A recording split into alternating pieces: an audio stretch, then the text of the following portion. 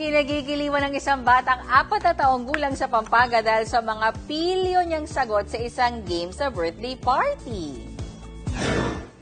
This time, give me any kind of animals that you can only see in the ocean. Fish. Louder. Fish.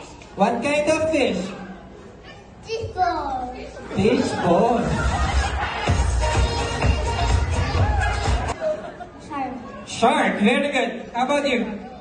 Crocodile. Crocodile or saltwater crocodile. Zane, give me any kind of fish that you can see in the, or animals that you can see in the ocean. Shark. Louder. Shark. Shark is already given. Aside from shark. Baby shark. Now, give me different kinds of animals that has 4 legs. Go. Cow. Cow.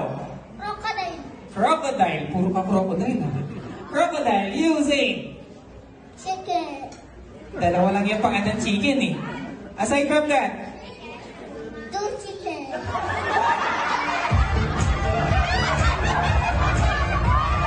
Magaling na bata yan. Yan po si Zane. Talaga namang maraming netizens na natuwa sa kwela niya mga sagot.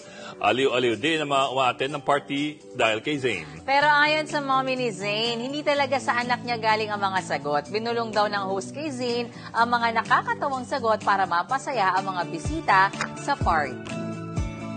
Bagay ang bata na yan dito sa frontline tonight. Pag nadagdagan tayo, alam mo na. Dito siya sa gitna. Iba-ibang generation na Oo, tayo. diba? Ay, parang may sinasabi si ano. Parang may sinasabi